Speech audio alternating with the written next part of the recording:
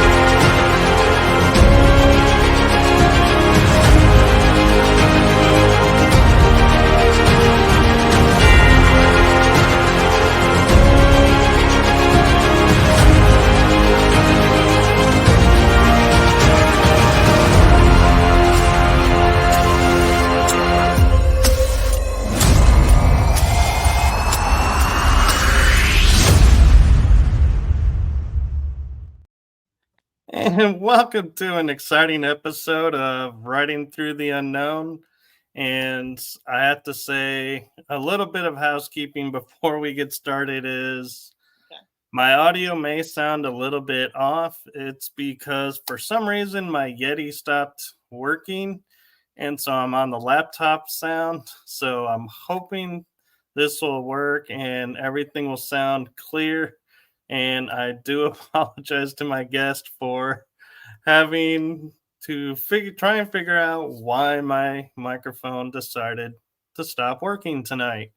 So, and on positive news, I am so excited to share that this show is now being shown on a new network called UFO Expo. So check out their network for a lot of great shows.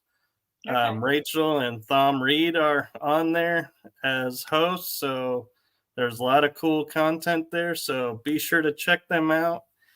And with that, I am now so pleased and blessed and honored and so excited for this episode.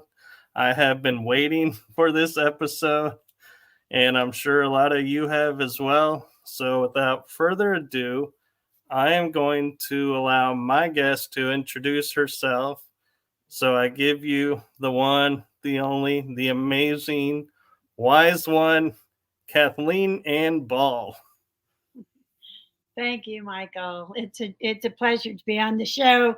We made it through all the little glitches and everything, and just kept moving forward. So I'm excited about what we're going to talk about tonight. So here we go. Let's do it.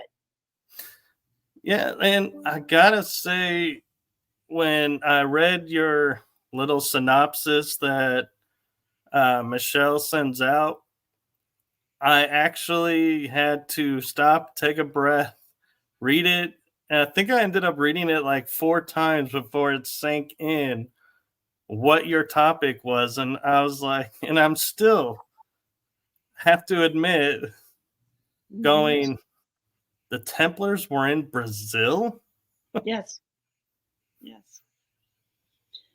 Yeah, and I have, now I have, after 9 years, I discovered it in 2015, the cave itself, and I was pretty sure it was a Templar cave, but I wasn't positive until I started doing some backtracking into Portugal and meeting up with Templars there, and found out that the cross above the cave was definitely Templar. And then I started investigating. It's been about 3 or 4 years ago. I started really seriously investigating the graffiti that they left inside the cave. Now, I knew when I discovered it that some of the same symbols were also in Dome, France. And so that really confused me, because I thought, well, wow, were the Templars here during the 1300s when they were some of them coming and escaping, the grips of the Catholic Church and King Philip the Fair during that, that whole thing that was going on then. And we still don't have positive dates, but going from the evidence of the graffiti that's inside the cave, we have found those same symbols in there, the same graffiti on a church from 1240 in Peniche, just outside of Peniche, Portugal, in a little town called Atuguia, on a church called the San Leonardo Church. And we have found them in Dome, France. I've found them in Chinon. And most recently, I found them in the Royston Caves in England. Also, a very good friend of mine, Hamilton White, has artifacts that date back to the 11th and 12th century that have the same crosses on them that are above my cave. So we still haven't established an exact date on this, but we've got possibilities of everything from 1140 all the way up through the 1500s. It's impossible, as you probably know, to carbon date, stone, which is what the cave is. It's carved out of stone. So, there's really no way to date that. So all we can do is associate the graffiti, the style of the graffiti, the tool marks to what we know we have dates for in Europe. And so that's what I have been doing for the last 9 years, and also trying to interpret, this graffiti, which now I've come to find out that some of the graffiti in there is actually initiation symbols. So they were apparently using this cave as an initiation chamber once they had, because we found out, I found out in 2019 that the cave was a gold mine. So we know that they were mining gold in this cave and taking it back and forth to Portugal and filling the king's coffers. The kings of Portugal were very much aware of the Templars' travels to South America. I find that interesting because my studies have always correlated, like you were saying, into England and France, and that was all on the, like they called it, the, what was it, the serpent road, or there was like a road that you could correlate the chakras and spiritual growth on it, and that Scotland was supposed to be the crown. And when you say and mention Brazil, my mind goes, wait a minute, what were they doing in Brazil? Because that's not on this path. And I knew that some of them may have escaped from maybe the Friday the 13th massacre, and then you got me starting to wonder, could this have been some of those escapees? And since you found those initiations, could it be that this was them trying to rebuild the Templar Order? I believe that was very possibly what they were doing, is their form of colonization, which, mind you, is very different from what we have always known as colonization, of going in and conquering the indigenous cultures that were there, basically annihilating and taking their lands. That is not how the Templars functioned. From what I've gathered in the background evidence, they hooked up or connected in some way with the Amazonian tribes. They came into the port in Brazil, and apparently hooked up with the Amazonian tribes at that point, and they were the ones that actually guided them into Alto Paraiso, which is where the caves are. And now there's more than one cave. I have only been given access to one of them. These are on private land. So I'm trying to get the access to the others. They're on Kalunga property. And the Kalunga, I'm not sure if you're familiar, but they are the runaway slaves that escaped the slave ships in the 1500s when the Spanish and Portuguese were bringing slaves in. after they were colonizing, actually, South America and specifically Brazil. Well, the Kalunga, ironically, when they left these slave ships and ran for their lives, they went up into the Alto Paraiso, San Jorge, Moino, and Cavalcanche areas, which is where I found this cave, this area. And they hid in these caves, which helps to establish the fact that the caves were already there when they arrived. I've interviewed the Kalunga at length about these issues. And so we know that the caves were there at that time. We know that there was remnants of gold still in the cave at that time. The Kalunga used it to trade with and to get supplies and things that they needed for survival. Within the last 100 years, they have actually been granted the lands now belong to them up in this area. So now my challenge is to apply for these permissions, because not all the Kalunga tribes are the same. They're different families. So I have made my way into one of the families, but that doesn't necessarily get me access or permission to talk with or even go on the lands of the other Kalunga families. It's very complicated. It took me 2 weeks just to get in to meet one of the elders in the Kalunga people. And then, then that led me, of course, to the Amazon tribes, because the Kalunga told me it was the Amazon people that brought them into Alto Paraiso. The Amazon tribes now, they still come into Alto Paraiso once a year, every year. And they have been for hundreds of years. There's 5 Amazonian tribes that come into Alto Paraiso every year, and they do ceremonies, sacred ceremonies. This is a sacred area for them. So we do know now that they were the ones that guided the Templars into the area. And we do know the caves were gold mines. We do know the Templars were mining gold. There's also evidence now that they were mining silver in Peru and bringing back both gold and silver to the kings in Portugal.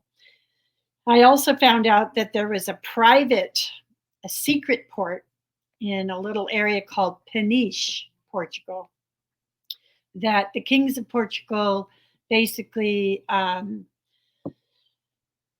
allowed the Templars to build, kept it secret, and they grew. They had a huge naval base there in this town with 2 commanderies at either end, and they also had a monastery where they were teaching nautical skills. And these date back all the way to the 12th century. Now, this is fascinating because the kings of Portugal were well aware. They were involved in this, and all of the governmental admirals for the country of Portugal lived in Peniche. And what I find really interesting and surprising is, with all the Templar hunters that are searching for the treasures and everything, how none of them apparently either went public or even went to Portugal, discovered the connection that you did, and found these caves. That surprises me, how you stumbled into this and found this really historical, almost historical rewriting scenario, and nobody else has mentioned it. And it's like, that just, to me, surprises me. And do you feel like you are the first one to make the connection and be there, or do you think others just were there and kept quiet? Well, Freddie Silva's done extensive work in regarding the Templars in Portugal and the fact that they created a nation, the first and only nation during the medieval times, that was accepting of the Cathars. They brought in the Cathars. They brought in the Jews. They protected all the people that the church was considering heretics at that time. You have to understand that Portugal was made up of Islam, the Moors, when they conquered these people to get these lands for the first king of Portugal, Alfonso I, they invited these people to stay and gave them lands. So we had a country that was made up of Sufi, of Jew, of Druid, of Cathar, of Christian, of Islam, of Moors, and any other indigenous cultures that were already there. So this was what the Templars were trying to do, was take this model of acceptance, of equality, and spread this throughout the world. This is part of what their agenda was. And Freddie Silva, we've had extensive conversations about this. He backs me up on this. This was actually even his theory to begin with. This was his research. He did extensive research in Portugal, which helped me to uncover the things that I have uncovered, because I after reading his book, I knew instinctively that the Templars had left from Portugal somewhere to come into Brazil. And I suspect that they were trying to recreate what they had created in Portugal already. And I think that they went to North America with this intention and into Scotland with this intention. They were very much involved in the Magna Carta and the writing of the Magna Carta. And then, as we all know, that template was what was used to create the laws and bylaws in the United States of America, that these were the foundation for what we have developed here in the free world of the United States of America. So I think that, the Templars traveled to many other places. I know that they were also in Ethiopia, and they were in all parts of Africa. They were all through Egypt. I've seen evidence of that. They were in India. We've found evidence of that. They were in Constantinople and Turkey, all through Turkey. And I have a collection now, a complete library of Templar graffiti and Templar crosses that I have discovered all over the world. So it leads me to believe that what their intention was to spread this belief, this ideal that they had of equality, and break the chains of the Catholic Church at some point. So, and talking about breaking the chains of the Catholic Church, I know his mainstream history tells us the Templars were killed because they were a heretic order and the church decided to put an end to it. But in doing research, you can find out the King of France and the church owed them money, and then they went to collect and ended up being put on the wrong end of a spear on the 13th of Friday. And so, yeah. Well, you have to understand that, after the fall of Acre in 1291, they politically, they didn't have a good face with the monarchs throughout Europe. Up until then, they were involved in all the politics and everything in every single one of the countries in Europe at that time.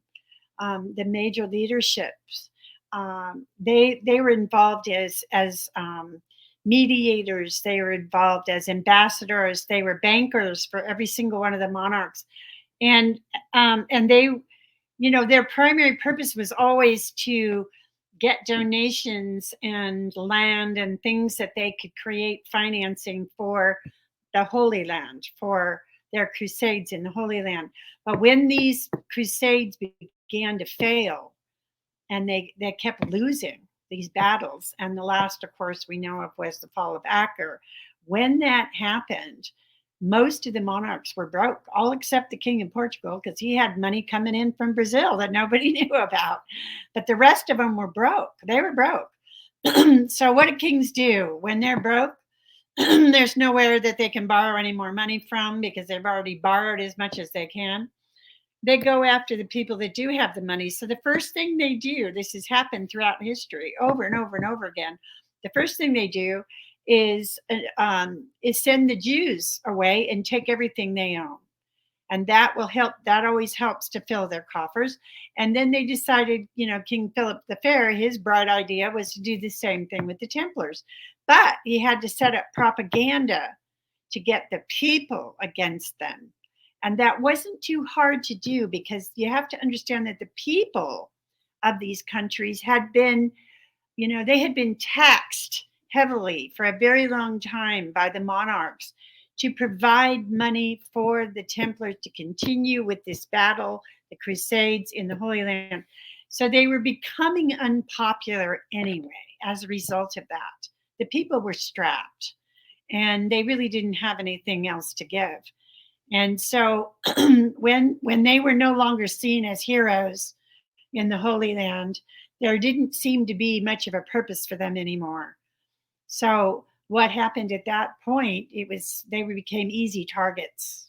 They were easy targets for Philip the Fair and the church at that point. So, that was when the turn of events just got really ugly for them, and it became a lot easier to take them down. But what many people don't understand is the Templars never disappeared. They never disappeared. They continued on through the same families under the Knights of Christ in Portugal. And you can still find the same, you can do DNA testing and find that the same Templar families are still around today, as were around in 1307, 1314, during the fall of what we know to be the fall of the Templars. Many of the Templars in Portugal are from the original Templar families. And also, this is true in Brazil. The Templars that I've interviewed in Brazil come from these ancient families.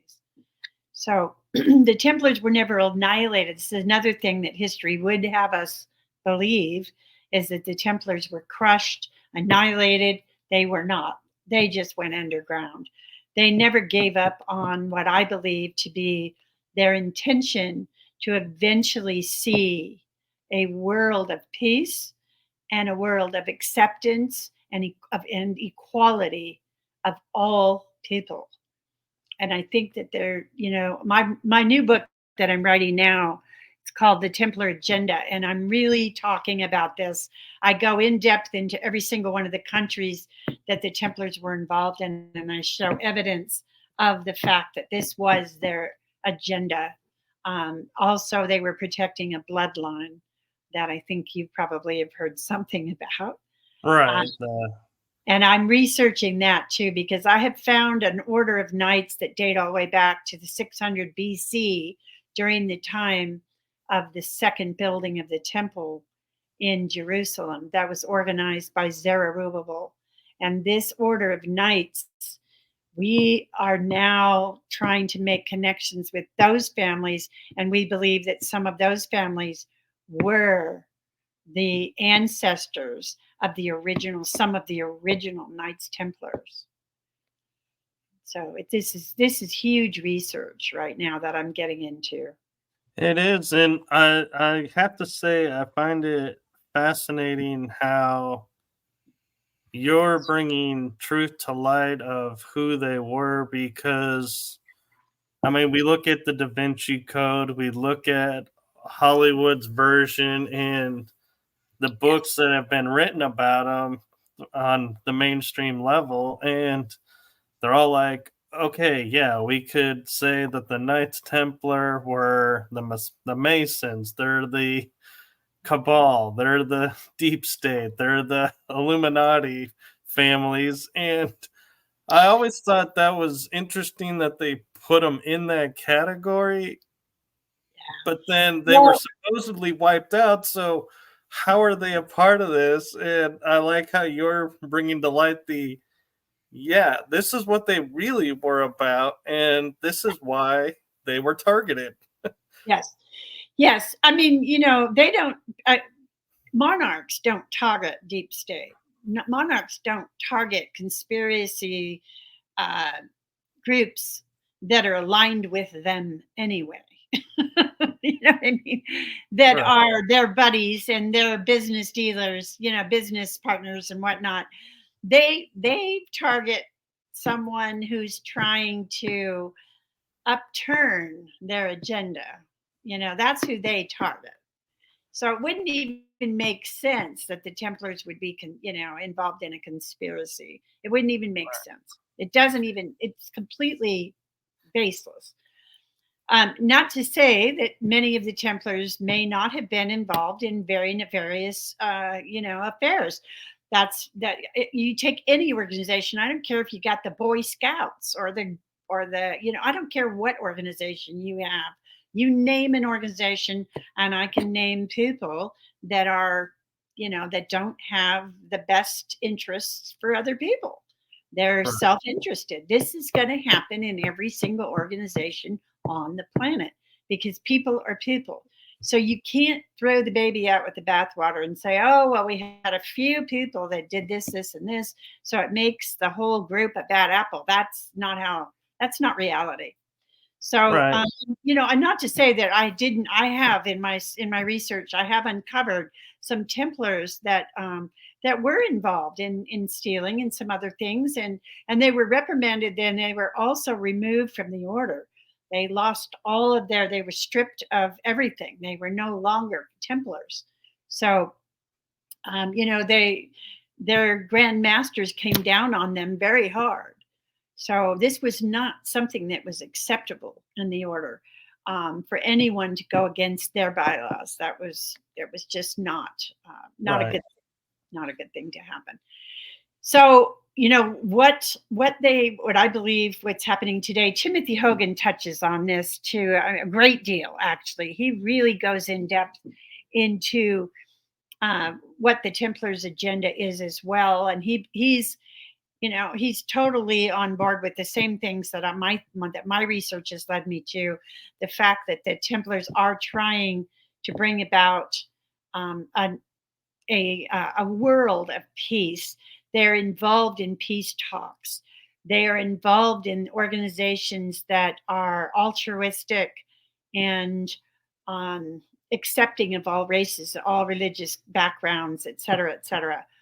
And I think that they very much would like to see a world that, that we have not known in probably 100,000 years. You got to go back to probably the last Dwapara Yuga, Satya Yuga period of time when you had a world that was more altruistic and accepting of all people of all walks of life and interrelated with the planet Earth. And this hasn't been the case since the Younger Dryas. Since the Younger Dryas, we have been in survival mode as a species, and just our general humanity has been in survival mode. And we have done some very dangerous, very diabolical things to each other and to the planet. And it's my information and my research that we are moving out of that Kali Yuga time frame, which is what we've been in, into a descent or ascending, back into an ascending yuga at this point. And I think that coincides with a lot of the prophecies as well. And certainly with Revelations in the Bible, where we talk about a new heaven and a new earth being birthed out of the destruction of the old. And I think that we are moving in that direction. God knows how long it's going to take, but I do believe that we are heading that way. And I think that the Templars are dedicated to that agenda. Right. And what I find interesting is a lot of what they talk about and share can kind of be viewed in symbolic languaging instead of literal languaging. And so, like when you were saying a new heaven and earth and the destruction of the old, it made me look at where we are today is the church is falling because of all the corruption being exposed and all their evil doings. And what's going to come out of it is a new faith of the planet and a new divinity of the individual. So it's like we're having that death of the old Right. heaven and a new heaven and earth coming. Yes. Yeah, we are. We're heading there. And, any birth, as I'm sure you're familiar, you have a mother, you have probably, a wife or a girlfriend or whatever, you're aware of the birthing process is not an easy process. And it's what we're going through right now. We're going through a global birthing process. And it could take, I don't know, it could take 20 years, 30 years, it could take 100 years. I don't know how long it's going to take. But I do know that that is the direction that we're heading. I had a near death experience in 1990, March 10th of 1990, and in that near death experience, I saw what I believe to be our future here on this planet, and it was very different from what we are experiencing now. And since then, I have seen every indication that we are moving towards that, ideal, towards that future. Um, you and I would not be having this conversation 30 years ago. No. That would have never Mm. happened. Right? It wouldn't happen. Yeah. Near-death experiences weren't talked about. Telepathy was not talked about. UFOs were barely talked about. Now look at what we're talking about today. You can go into any coffee shop, I don't care, anywhere in the world, and you can sit down with people and have this conversation that you and I are having right now. And I've done this everywhere I've been and throughout the world. Brazil, Portugal, Egypt, India, every place I've been, France, everywhere I've been, I have had these conversations with people. And this was not possible 30 years ago. So we are evolving as a species. We are moving into a higher state of consciousness. There is no doubt about it. We have a tremendous amount of evidence to prove that. It's, Right. it's just how we get there. I believe that we still have quite a bit of destruction that we're going to see globally before we get to that point. But that may be what it's going to take, of the new being birthed out of the destruction of the old. Right. And it makes me wonder, with as much as the history has been targeting them and everybody having their agenda of trying to push them under, if when we hear of in the movement right now of the people that are helping, we call them the white hats.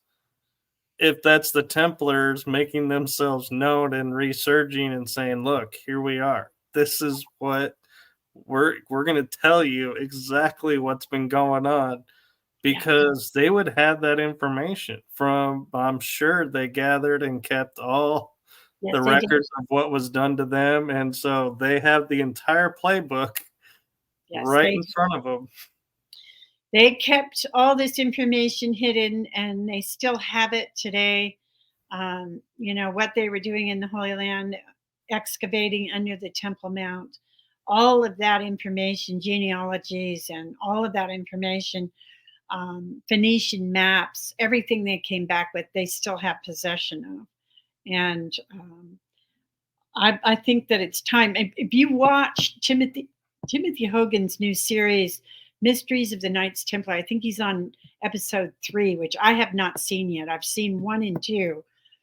Also, he had a previous on Gaia. He had something to the same effect, Mysteries of the Knights Templar, and that he's very revealing about what's going on today and what's happening in the Templars' true agenda. He's revealing things that the Templar organization has never revealed. So keep an eye out because he's privy to a lot of information, and they have decided apparently that now's the time to reveal this to the public.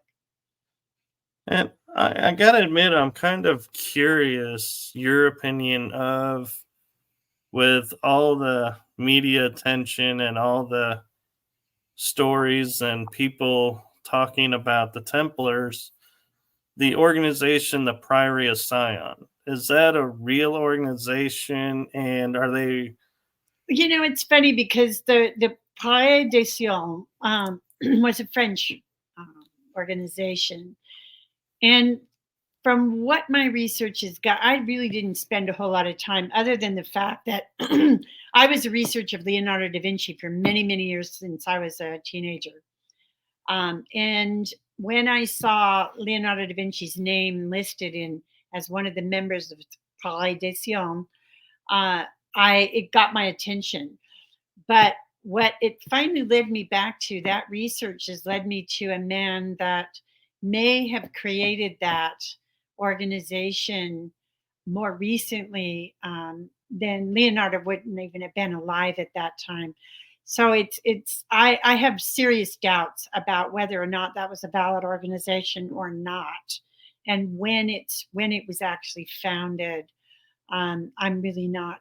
I think the value of knowing about the Priory de Sion is understanding that there has been these mystical organizations all through history that have been protecting spiritual esoteric knowledge and bringing it forward through history.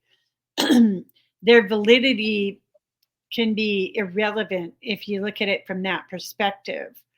But as far as they being an authentic organization rooted in anything Templar, I seriously doubt that at this point. My research has not shown me that. So, so there we go. There we go there. However, the Da Vinci Code was a little more on, it was a novel, and everybody forgets the fact that it was a novel. Right. But it did point to some very important things. There is definitely a bloodline that the Templars are protecting. What that bloodline is and whether or not Jesus and Mary Magdalene were of that bloodline themselves, and whether or not there were descendants or not. I believe there were descendants. And I do believe that Mary Magdalene and Jesus Christ were of that specific bloodline. But I don't think that they were the important people in that bloodline. I think this bloodline goes back it's much more ancient. I think it may even go back to Mesopotamia. It may even go back further than that. My research keeps leading me further and further and further back with this specific bloodline. I keep finding older and older and older family members of this bloodline. So I'm not sure how far back that bloodline goes. The other thing that the Da Vinci Code brought up was the Opus Dei. Now, interestingly enough, when I was in Aturia researching and investigating the Church of Sao Leonardo, which was San Leonardo, I had applied to the Office of Patrimony for permission to go in and photograph. I was granted the permission. I got there with my film crew and my people. We were just set up and ready to go. And in strolls this guy, this man, and he comes up to me and he says, "You have to stop. You can't photograph in here." And I said, "Under whose authority?" And he said, "You can't." He says, I'm friends with the Office of Patrimony, and I'm coming to tell you that." And I said, "Well, so who are you?" And I finally, at this point, I wasn't getting anything. So I said, I think you and I need to go outside and have a conversation. So I went outside with him. I wasn't able to find out. He just kept talking in circles. And I never did get his authority or anything. We looked the guy up, though. When I got back, my girlfriend, one of my friends, researcher friends in Portugal's wife is an attorney, and we did a background check on him. And not only was he Opus Dei, but he was Opus Dei member of Opus Dei, he was assigned to the King of Portugal to tell him what he could and could not say about religious studies and religion to the people. Wow. Yeah. He was that person He was the person assigned from Opus Dei to tell the King of Portugal what he could and could not say regarding the Catholic Church and religion. And now I'm really curious what was in that building that they didn't want to photograph to send that Well, level. what I found, the other thing that I found on that building, because I got the photos anyway. I went ahead and got the photos anyway. So because the photos matched perfectly with the initiation symbols in my church. And so it was imperative that I got those, and I did get them. The other thing that I found on the church was a narrative outside the church. It was enclosed in a little altar to protect it from the weather. And interestingly enough, all around the sort of the framing of this altar were the fleur de lis. The fleur de lis was indicative of the bloodline. Also, there was a man and a woman who looked veiled, like a veiled woman, and two children just underneath them. So it appears that it could have been a narrative of Jesus Christ and their descendants. Right. And, you know, that's the one thing I always found interesting about the church and how they borrowed and made their religion off the others is they didn't really pay attention fully to what they were doing, because they sit there and they say Jesus never got married. He Right. died, a single man. But then you had the last Zion, who is of the bloodline of Jesus and Mary Magdalene. And it's like, wait, how do you have a descendant of somebody who was never married and never had a kid? Right. Well, if you look, that doesn't even hold water, because if you look at the Jewish spiritual, the whole setup of the Jewish religious order and background, especially during those times that Jesus was alive, right, in the first century, in order to be a rabbi, you had to be married. Exactly.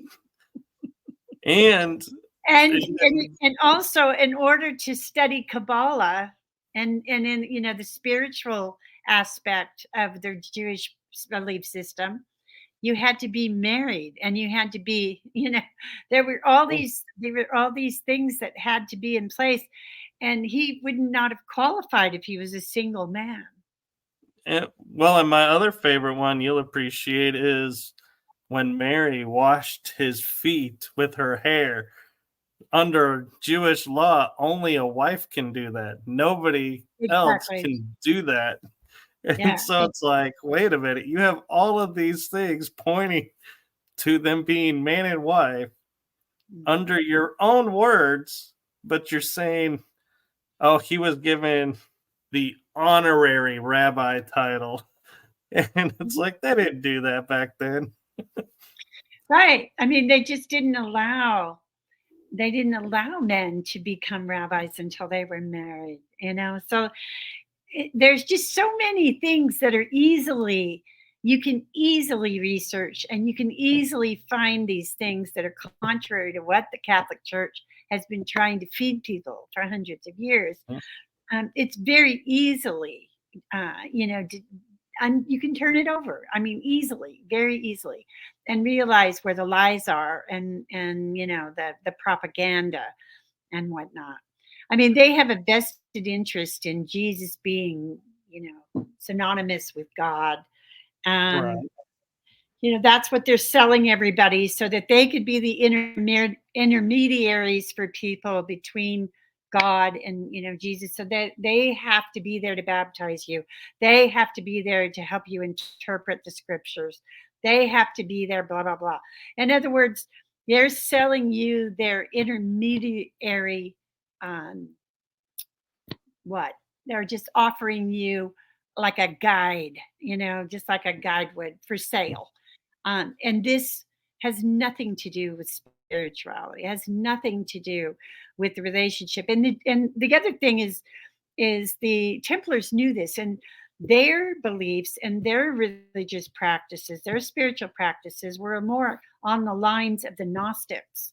Now, the Gnostics, what I have found in Turkey and throughout parts of Europe, is when the Jews were being, and these were just Jews. They weren't called Christians in the first century. These were Jewish groups that split off from the Jewish belief system, that had aligned with Jesus's teachings, that had had embraced Jesus's teachings. They did not call themselves Christians, and there were numerous ones. If you go into Cappadocia, down into Derinkuyu, you will find as many chapels and crosses and narratives as you find, the sections that belong to each individual group that came there from Jerusalem. This is where many of these early Gnostics hid, was in these tunnels. So there are also many other tunnels throughout Europe. It was not just in Derinkuyu, but but you see these, and this is what the Templars believed. The Templars had nothing really aligned to, none of their spiritual belief systems aligned with what the Catholic Church was teaching. This is why they took in the Cathars and the Jews and all these other religious belief systems, because they believed in, many spiritual belief systems that were involved. You don't have to be a Christian or this or that in order to have access to God. And you certainly don't need a church or a bishop or a pope to intervene for you. And Right. this is what the Templars were teaching in Portugal. This is what they believed. And this is what they promoted in, to the people that they were affiliated with. So this was true when the church did align with King Philip the Fair, and he came in and said, "Oh, well, the Templars were heretics." Well, in their eyes, of course, the Templars were heretics because they were not aligned spiritually with the Catholic Church. But then the Catholic Church also knew about this. I found an order that was part of the Templar organization that was aligned with the Catholic Church. It was a very secret order, and it was also in Brazil, that used the same cross that I found on my cave, by the way, that tells me that there were people in the Catholic Church that were very well aware of the Templars' spiritual roots and their spiritual beliefs and practices. So, I think the Catholic Church was privy to that, and they obviously were using the Templar cavalry for their own ends. So it was working for them until it wasn't. Right. Until it became beneficial for them to get rid of the Templars at that point. So, Right. And we actually have a question in the chat room. Is Iron Bear 78 is asking, were all the old churches and cathedrals built for healing? well, I don't know if they were built for healing essentially, but they were built using sacred geometrical principles. And also, if you take these old cathedrals throughout Europe that the Templars built, and you take their geometrical mathematics and convert it to sound, they play the most beautiful music. And I believe that music and sound in itself is very healing. So the answer to that question is partially yes. Right. And so another interesting question that comes to mind is, like you were talking about the fleur de lis being the symbol that it was, and everybody today, if you say fleur de lis, will say, "Oh, that's France." Well, France is a huge Cathar, I think pretty much the entire southern region of the country is considered Cathar faith-based area. Yes. And so do you think France adopted the fleur de lis as their symbol because of the Cathars and because they have like the grotto of Mary Magdalene and all these other Well, quote not sacred sites? necessarily because of the Cathars, because the Cathars didn't use the fleur de lis. They used a different cross, and I found this cross in Monsanto in Portugal, and I also found this cross on the back of the Maria do Olival Church dedicated to Mary Magdalene in Tomar, Portugal. So it's a completely different cross. Okay. But the fleur de lis was developed to specify the bloodlines. It was in the coat of arms of many families, early families from, all the way back to the 1st century. And I believe that the reason why the monarchy in France adopted it as their symbol was because that, as the story goes, one of Jesus and Mary Magdalene's children, a daughter, was married into one of what would later become, because you have to remember at that time, France was not France. It was considered Gaul. It was just, it was not France. But she was married to a family member that was a monarch at that time, whose family later became the monarchy in what we now know as France. So I think that fleur de lis was adopted at that point. And, but I don't believe that the latter kings of France were actually of the bloodline. I think somewhere along the line, that stopped. But if you go into St. Baume, which I have been to St. Baume, France, where Mary Magdalene lived out the rest of her days in intercessory prayer, and you go to the monastery there's a monastery at the foot of the mountain where she resided.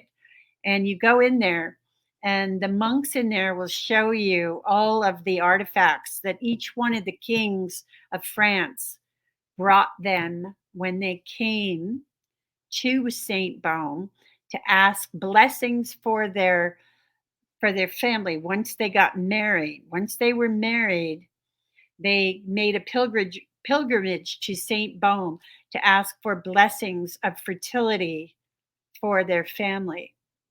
So there's every reason to believe that the early monarchs in France were definitely of the bloodline.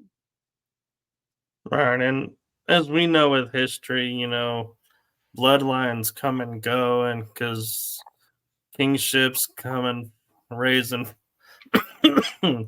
fall. But one thing I find interesting that I'm curious about, it just came to mind, is there's a lot of talks now about the Merovingians and how they infiltrated the church and took it over. Did the Templars and the Merovingians ever cross paths, or did they keep themselves separate? I don't really know a whole lot about that. That is kind of outside my research at this point. I don't think that the later Merovingians were of the bloodline. I think they were still at that point. I think they were claiming it, but I doubt that they were actually of the bloodline themselves. This has happened all over, where people have taken a family name and claimed DNA, claimed that their blood was the bloodline, they're of this bloodline, and they're not. They basically, this is true in Scotland. I have a very good friend, Matt McGregor, right now, who's in court fighting for clan leadership, that his family was usurped by another family that claimed to be McGregor. All right. So these truths are starting to, it's interesting because these truths now are starting to surface, just like all of the garbage and all the negative stuff of the Catholic Church is finally coming to light. A lot of these issues are coming to light, which I think is fabulous. I think it's fabulous. And also, I do want to bring up the fact that this bloodline, and I do believe that the Templars were dedicated to protecting it, now most likely consists of hundreds of millions of descendants.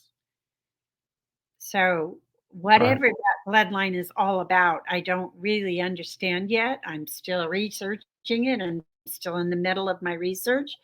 But if that bloodline in fact existed and has been protected all these years, if you just look at, Jesus and Mary having 2 children, and each one of them having 2 children, and blah, blah, blah, and keep going forward. And they weren't the only members of that bloodline at the time either. They had relatives. Jesus had brothers, he had sisters. So, and same with Mary Magdalene. She had family members. So, and then again, they were not the only descendants that came down at that point from this bloodline. They think that John the Baptist may also have been of this bloodline as well. So he would be in Jesus's cousin. So it's a very good chance that he did. So if you just look at the numbers and just be conservative, you're going to come up with somewhere in hundreds of millions of descendants at this point in time in history. So, Right. We're actually getting close to the hour. Do you have time for a few more questions, or do you need to head out? what time do we have here? Oh, it's like almost 7. Yeah, you're right. I can take a few questions. That would be fine. Okay. As we were talking about Scotland, Iron Bear 78 says he's read where the Knights Templar supported William Wallace's revolt against the English in Scotland. How true is that? I think that they were involved in that. You also have to remember that the Templars were very involved with the English crown. So, and what Templars did not do is fight amongst themselves. So, I think that, that as that relationship with the King of England deteriorated, by the time that we had the wars between Scotland and England for freedom of Scotland and the Magna Carta, by that time, I think things had deteriorated enough to where the Templars were aligned with Scotland and were involved. And I wholeheartedly, my family member was involved in these wars, and my family, my great great great great grandfather descendants in Scotland were Templars, and they were involved in these wars. So I know that, and then it would make sense too, because the Templars were, their agenda was in line with what the Magna Carta had, what it was listed in the Magna Carta, freedom for all, equality, all these things that the monarch in England was not promoting and was not about. What the monarch in England was saying, I have all power, I own everything. What you have is subject to my desires and whims. It was nothing like what was designed in the Magna Carta. So it would been aligned with the Templars' belief system to be involved in those wars fighting for freedom. That's what I believe anyway. So my next question, actually, I'm going to sidestep the Templars for a moment because you mentioned studying Leonardo da Vinci. Mm-hmm. And I got interested in the show, I think Stars or somebody put it on, Da Vinci's Demons, where it showed that he had access to underground beliefs and systems and orders. Mm-hmm. Do you think that was true, that he had? Absolutely. Yeah, absolutely. My research has shown me that absolutely. He was, as you know, he was very involved with the Medici family.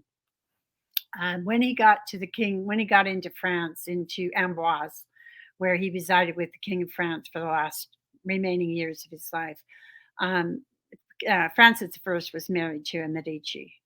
So there's every reason to believe that he had access to the esoteric manuscripts and things the Medicis were bringing back from the Holy Land. They brought back a tremendous amount of esoteric knowledge and beliefs. The whole Neoplatonism, the whole Neoplatonic movement came about as a result of this resurfacing of this information that the Medici put forward. This is one of the reasons that the Catholic Church didn't like the Medici. And the Medicis were also bankers, so Yeah. so we have to we have to consider all these supposed coincidences, right, are just a little bit too coincidental. You know what I mean? Right. And it's funny you asked, because I have returned to Leonardo da Vinci, and I am on the hunt and searching for what I believe is for his original notes, because I think that the notes that we have surfaced, I found some writings from Melzi, who was like an assistant to him, a very good friend and confidant, that they copied all of his notes. And so I believe that there is still a cache of notes somewhere, um, and that I think they would reveal a great deal if we were to discover those today. So Right. I think that they may contain some of his spiritual beliefs that were not included in the notes that we have, that have come down to us, which, by the way, were copies.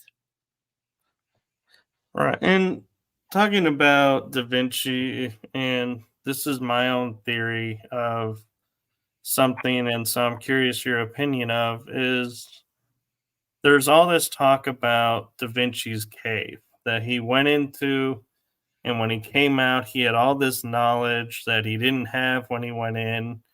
And they're like, what happened in that cave? And I'm wondering if it was like a crystal cave that like Merlin had access to, and that's how he was able to see through the crystals, the helicopter, the I don't all really this know stuff. about Yeah, I don't really know about that. I think he relied mostly on actual documents. I think he was privy to a lot of documents and ancient texts and documents and possibly genealogies. I think that he had access to a lot of esoteric knowledge that he didn't talk about, because this was heretical back then. This you could die for having possession or knowledge or even talking about any of this stuff back then. But I think that he was in a position, in both Italy and France, to have access to these things. And I think that he was, well, he would have known of the Templars. Of course, he would have known of the Templars. He was obviously past. He was born past their time. But I think that he may have been affiliated with associations that were aligned with their agenda, because many of his own personal beliefs were about, he was a peaceful person. He didn't believe in wars, although he did create engines and things for Sforza in Italy, for war, for the purpose of war and whatnot. I don't think that he wholeheartedly believed in that. He was mostly a pacifist. I mean, if you read his teachings and read his personal notes and things, he really was primarily a pacifist. So I'm looking for a direct connection right now between Leonardo da Vinci and the Templars. That's what I'm doing right now. In fact, I'm going to be leaving for Portugal next week, and that's one of the things I'm researching when I go over there. I'll be in Portugal and France both. So Yeah. Yeah. And something of interest, just on a side note, is that showed Da Vinci's demons. They showed he created those weapons of war when the Moors were coming to invade Italy, and he was yes, trying to defend his land. And so he's like, I can yes, help you win this by if you do this and this. And so yeah, it's like you were saying, he didn't create them to start the war, he created them out of necessity yeah, to defend himself and his friends. yes, yes, yeah. It wouldn't have been a choice. It wouldn't have been something that he would have promoted if there hadn't have been the danger that he interpreted, as the Moors coming into Italy. And he envisioned Islam coming and taking over Italy again. You have to understand that Islam had control of all of what we know of with Portugal and Spain at that point. before that, and all the way up until the Templars went in and conquered what is now Portugal. Um, that whole area was all taken over and by Moors and Islam. So Mm.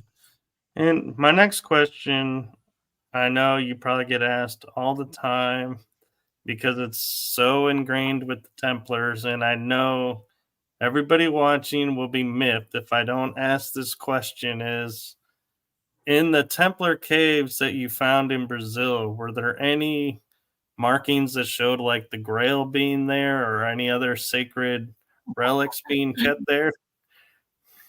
no, I and it's funny because so many people, including Templars, have believed that I will eventually find the treasure or part of the treasure. I believe that the treasure was broken up into several different treasures and they were hidden in separate places. And Timothy Hogan corroborates this, by the way. He also says the same thing.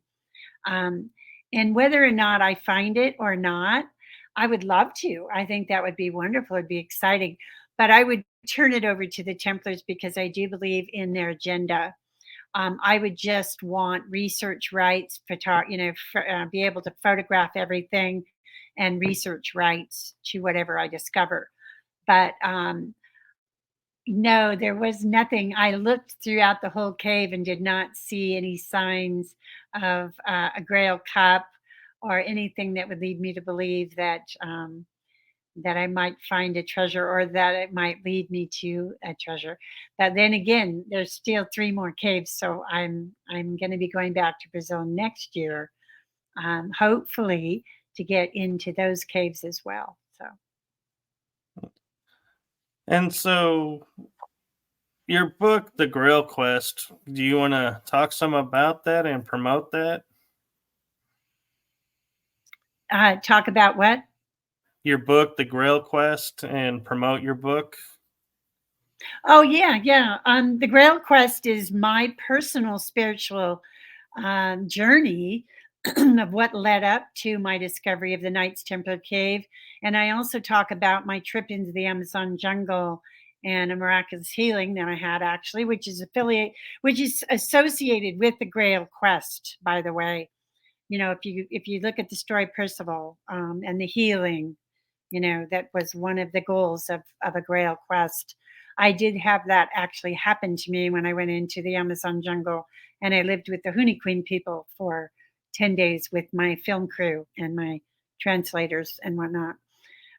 So I have had some mini sort of revelatory Grail Quest things happen to me. The discovery of the cave itself, the healing that has happened. Um, I seem to be able to find things that I intuitively am led to that other people, aren't able to discover. And I think that, I've been told by the Templars in Portugal and also one of the main Templars, and also he's also a Mason in Brazil, that they do believe that this is my destiny to reveal this information. That is quite a cool destiny to have. And It's exciting. And it's always another turn. There's always another path that leads me into another direction that I really had no idea was going to be connected to, the Templars. And all I was wanting to find out was whether or not this was a Templar cave, that's all I wanted to know.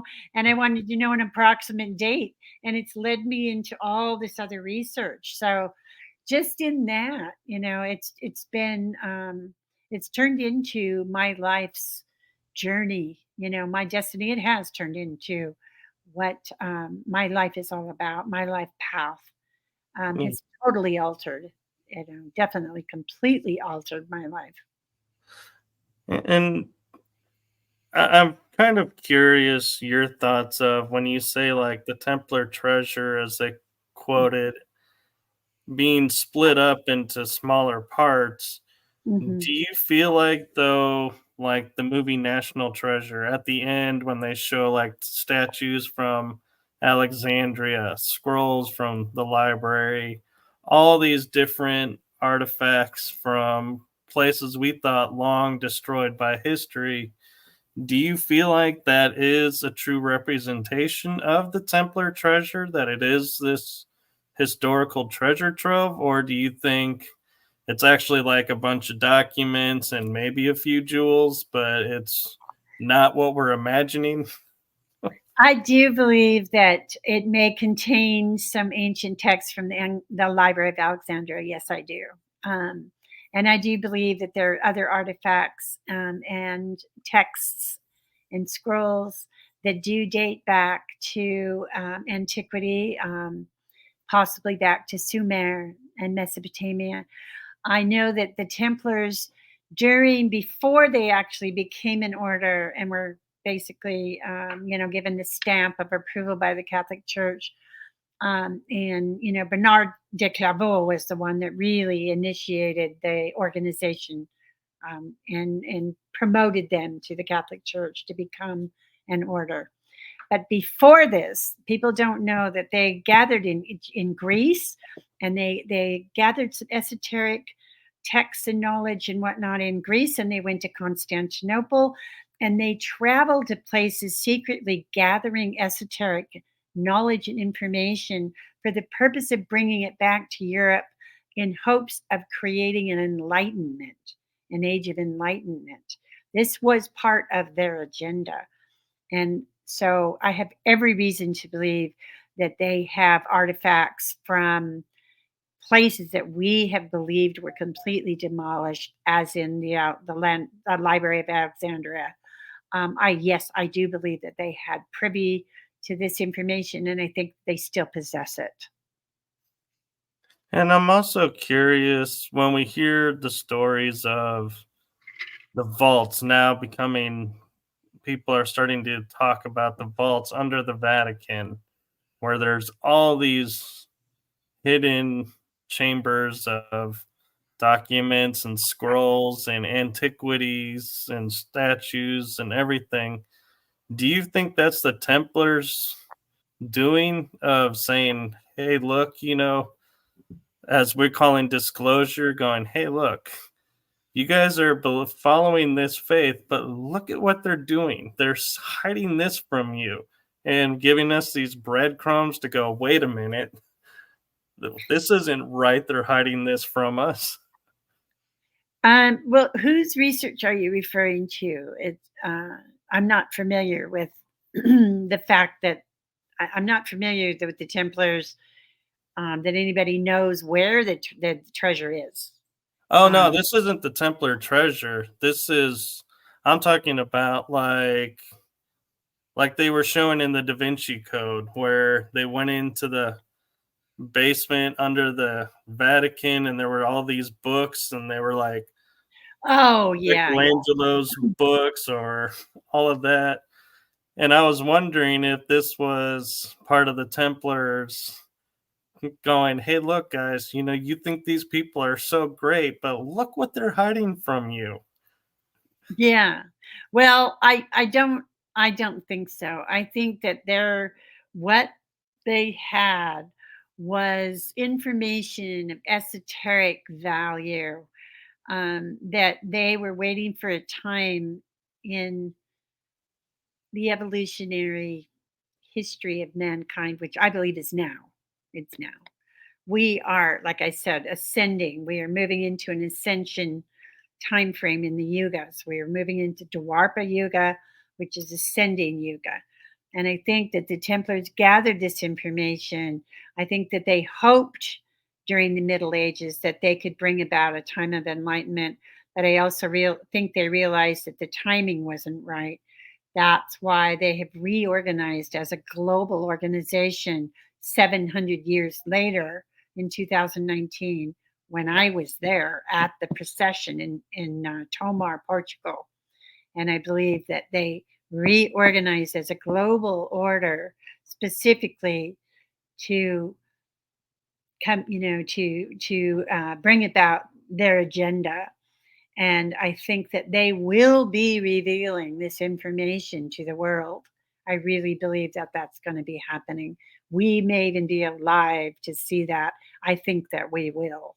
I think that you and I, it will happen within our lifetime, that they will reveal this. But I believe like these secrets, these esoteric secrets, or whatever you want to call them, and this cache of texts and scrolls, are primarily about spiritual practices and our possibly connections with God, and how we can enhance that, how we can develop some of our telepathic skills, some of the skills that we may have had, or that I believe we possessed prior to the Younger Dryas, when the destruction took place on the planet and we moved into the Kali Yuga. So Right. I think I that agree. everybody says, well, this they had gold and silver. Yes, they did. But I think most of the gold and silver that the Templars had was used during the War of Independence in the United States. Personally, we have a a trail of evidence that shows that it very indicates pretty darn well, to me it's believable that that most of that money, that may have been supposedly in Oak Island or whatever, was used to fight for the War of Independence, for the independence of the United States of America. It So makes sense because I don't think the treasure, contains gold and silver any longer. I think it's mostly just these esoteric scrolls and texts and genealogies, and like I said, these spiritual belief systems that will be revealed.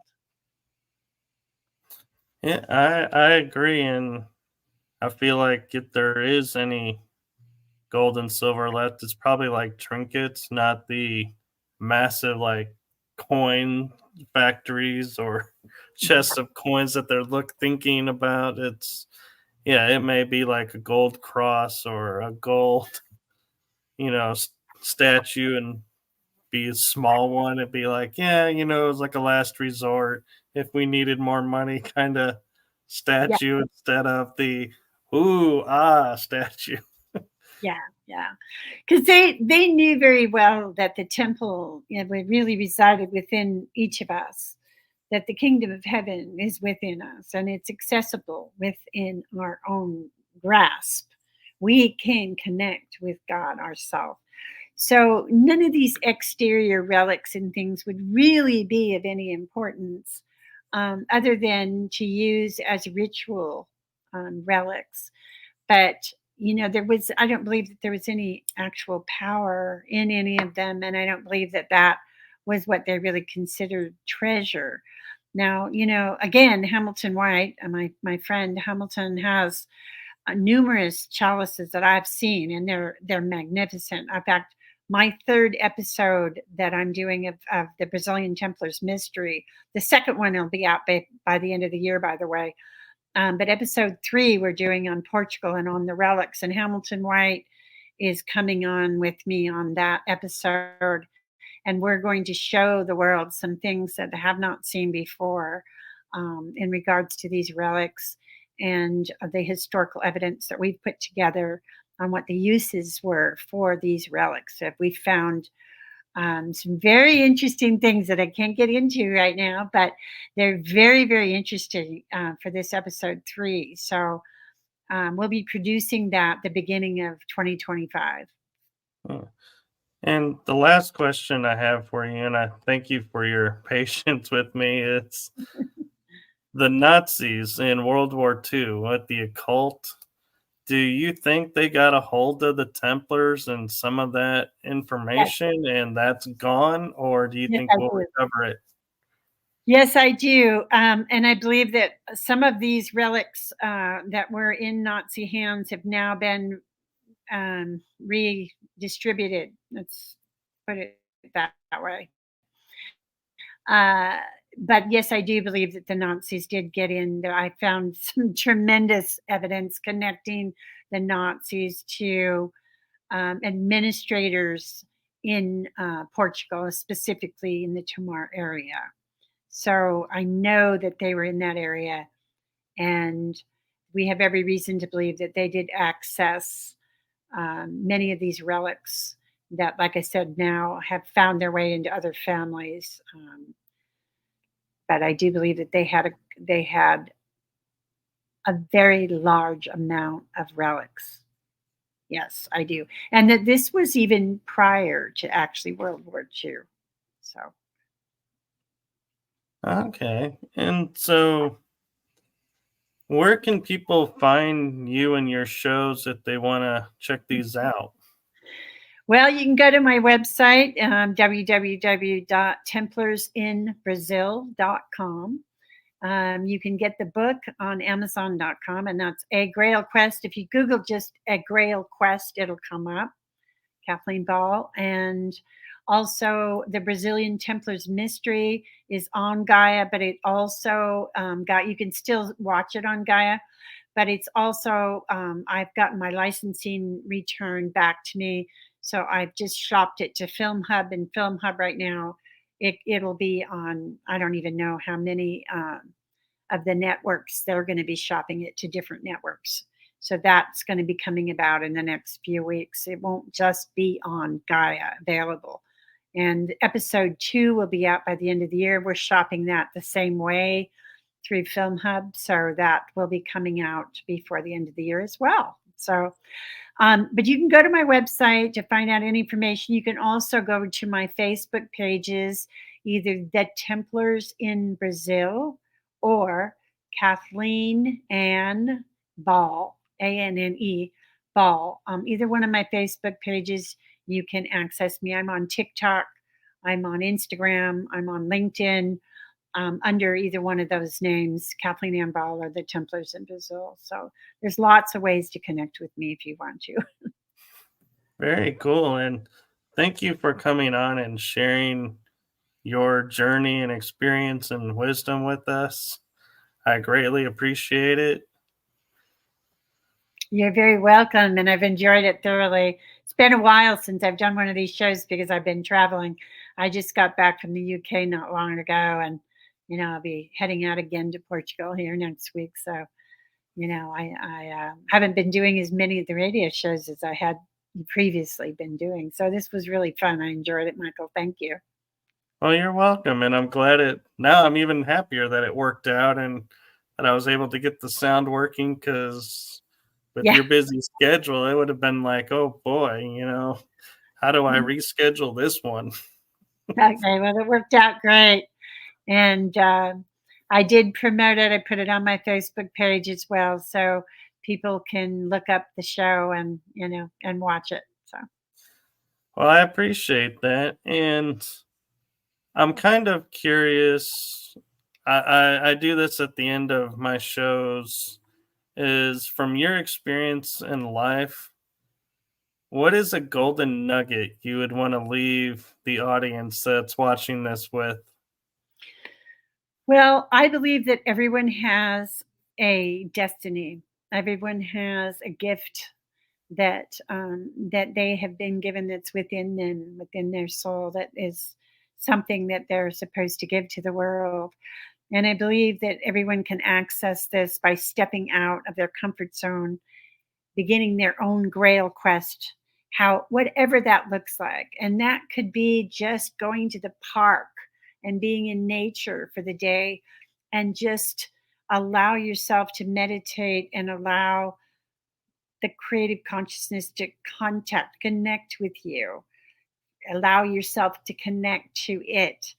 It may be a trip that you wanted to go on. It may be, you want to delve into the Akashic records and take a look at some of your past lives, uncover some of those things. But a Grail Quest just starts with doing something that has been sort of eating away at you. Maybe you have a job in a doctor's office or a corporate job or whatever you have, or you work in a bank or whatever, and you've always wanted to go to France, or you've always wanted to go to Egypt or wherever it is. Do it. By all means, do it, because that will be the beginning of your own Grail Quest, and things will magically happen. The synchronicities fall into place every time I'm out traveling. Things happen to me that are, like I said, beyond coincidental. I and love it. That happen to you. Yeah, they can yeah, happen to you. it does make sense, and I think it has happened for me, and that's why I tend to stumble into things I never thought I would ever stumble into. Hmm. And so, thank you again for agreeing to come on the show, and thank you for telling your story and putting all this out there, because I think it is something that people need to hear the truth of who Yeah, these I people agree. are. I agree. The more that people, like myself, like you, like, anyone who has stepped out onto their own path is willing to come out and speak with people about their truths, I think that it gives permission to everyone else to be able to do the same. Yes, and so thank you.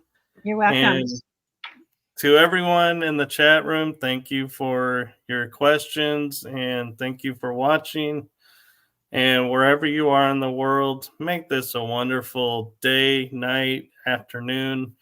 If you're asleep, I highly am going to suggestively say, watch this episode. I think you'll get a lot out of it. Mhm. And if not, you'll find it. And so I do hope you have a wonderful trip in Portugal Mm. and Brazil when you go back. And Thank you. Mhm. I hope you Thank get the access you're looking for and that they you. allow the story to come out. Mhm. Thank you, Michael. All right. I'll see you next time. All right. Bye Okay. Good bye. night. Good night.